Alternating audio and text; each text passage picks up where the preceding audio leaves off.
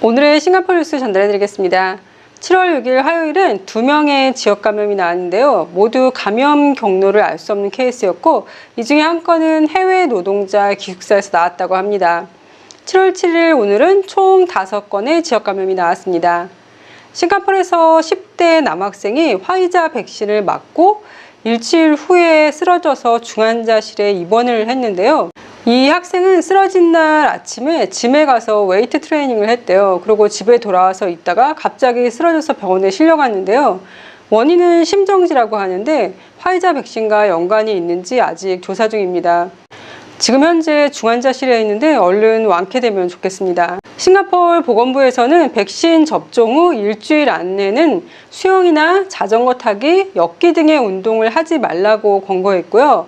학교에서 백신 접종 후 일주일간은 선생님께 백신 접종을 알리고 체육 시간 및 CCA 시간에 참가하지 말 것을 권했습니다. 다음 주 월요일부터 5명까지 함께 식사를 할 수 있고 7월 말까지 현재처럼 안정적인 상황을 유지하면서 백신 접종률이 50%가 넘는다면 그 인원을 8명까지로 늘릴 수 있다고 로렌스 웡 장관이 밝혔습니다. 7월 21일부터 슈퍼마켓에서 트레이스 투게더 체크인을 다시 시행해야 한다고 합니다. 몰에 있는 슈퍼마켓에 이동인구가 너무 많아서 다시 시행한다고 합니다. 코로나 때문인지 작년 한 해 유독 인종차별에 대한 경찰 신고가 많았다고 합니다. 싱가포르에는 인종차별 발언을 하는 것을 처벌할 수 있는 법이 있는데요. 야당의 한 국회의원이 이 법이 유엔에서 염려하는 것처럼 항의에 대한 표현을 막기 위한 수단으로 사용될 염려는 없는지에 대해서 답해달라고 하자 싱가포르 정부는 인종차별 발언을 하는 것은 소수민족을 차별하는 행동을 낳을 수 있기 때문에 법으로 막아야 한다는 원론적인 답변을 내놓았습니다. 사실 이 법이 아니더라도 어쨌든 싱가포르에서는 1인 시위도 안 되고, 그리고 선거 기간이 아닐 때에는 정치적인 의견을 본인 SNS에 기재하는 것도 안 되는 걸로 알고 있거든요. 하리라야 기간에 한 말레이계 부부의 결혼 기념 사진이 그 부부의 동의 없이 얼굴 없는 판넬로 만들어져서 세워졌는데요. 그럼 사람들이 왜 얼굴만 이렇게 내밀고 찍을 수 있는 판넬 있잖아요. 그렇게 만들어졌는데 이 부부가 항의를 했고 결국 그 지역구의 국회의원인 여당 PAP당 국회의원이 만나자고 했다가 취소하는 일이 생겼었어요. 여당의 해당 지역구 국회의원은 자신이 그 부부를 만나서 단지 그 사건에 대해서만 사과를 하고 이제 해결을 하려고 했는데 그 부분은 마치 본인들이 말레이계 전체를 대변하는 듯한 인상을 풍기면서 중국계가 주류인 싱가포르에서 소수 민족에 대한 어떤 차별 등을 얘기하려고 하는 듯한 인상을 받고 만남을 취소했다고 합니다.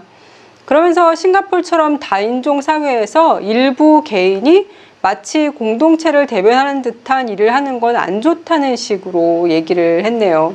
올해 댕기 케이스가 많이 줄어들었다고 하는데요. 예전 영상에서 댕기 모기의 부활을 막기 위해 월바이치아라는 박테리아를 가지고 있는 수컷 모기를 풀어준다고 말씀드린 적이 있었어요. 그럼 그 수컷 모기와 짝짓기한 암컷 모기의 알이 부화하지 않는다고 합니다. 일부 지역에서 이 실험을 했는데요. 모기 개체 수는 98%까지 줄어들었고 댕기 케이스도 88%까지 줄어들었다고 합니다. 그래서 앞으로 이 수컷 모기를 더 많은 지역에 방사할 예정이라고 합니다. 싱가포르 경찰법 일부 개정안이 국회에 제출되었는데요. 경찰의 바리케이트를 밀고 나가서 탈주를 시도하는 경우나 경찰이 정지 신호를 보냈음에도 불구하고 무시하고 도망가려는 행위 등을 하면 현재는 1년 이하의 징역과 5,000달러 이하의 벌금에 처해질 수 있는데요. 이 법이 통과가 되면 최고 형량이 최대 7년이 되고 1만 달러 이하의 벌금까지 늘어날 것이라고 합니다. 그리고 경찰의 바리케이트를 멀리서 보고 오던 길을 계속 오지 않고 우회해서 다른 길로 가는 경우도 처벌 대상이 될 수 있다고 합니다. 구글, 페이스북과 같은 다국적 대기업에 대해 각국 정부가 최저 법인세 15%를 부과하는 방안에 대해서 G7이 합의를 했잖아요. 다국적 기업이 조세 피난처나 법인세가 낮은 국가에 본사를 설립해서 세금을 회피해온 관행을 막겠다는 취지인데요. 기업 유치를 위해 각국이 벌이는 법인세율 인하 경쟁에 종지부를 찍는 역사적인 합의라는 평가가 나왔는데요.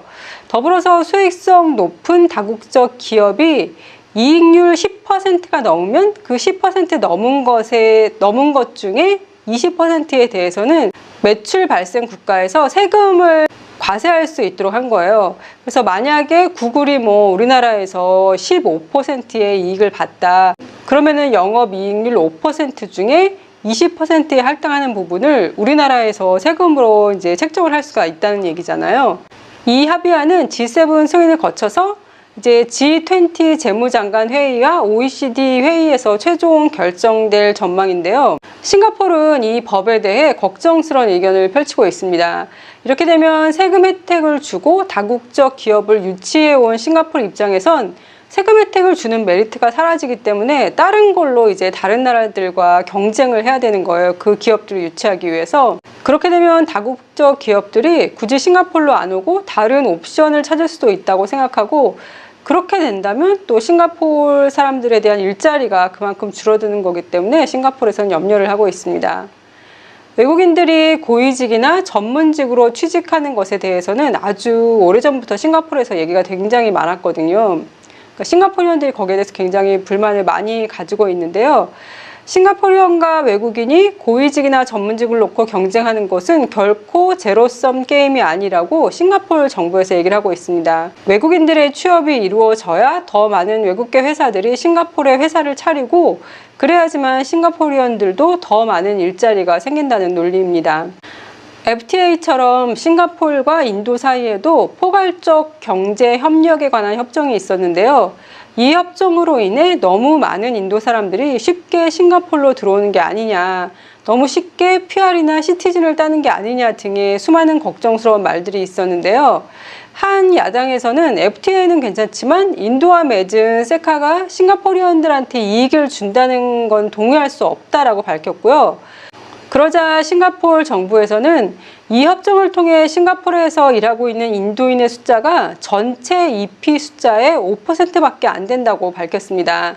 다만 이 협정과 관계없이 디지털 경제 성장으로 인해서 인도인의 EP 숫자가 14%에서 25%로 늘었다고 합니다. 인도와의 협정에 대한 오해는 싱가포르 정부가 더 많은 정보를 일찍 공개하지 않았기 때문이라고 또 제1야당 대표가 말했는데요. 사실 이 협정에 대한 불신과 질문이 하루 이틀 얘기가 아니거든요.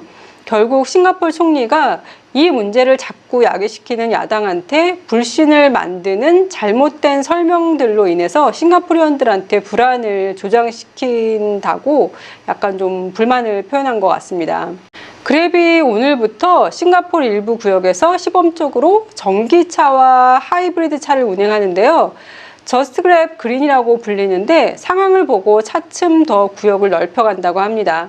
현대의 코나와 기아의 니로도 포함되어 있더라고요. 일본이 또다시 100만 개가 넘는 아스트라제네카 백신을 타이완과 다른 아세안 국가들한테 보낸다는 뉴스가 있었는데요. 타이완에서는 어려울 때 친구가 진짜 친구라는 글을 한 정치인이 본인의 SNS에 올렸더라고요.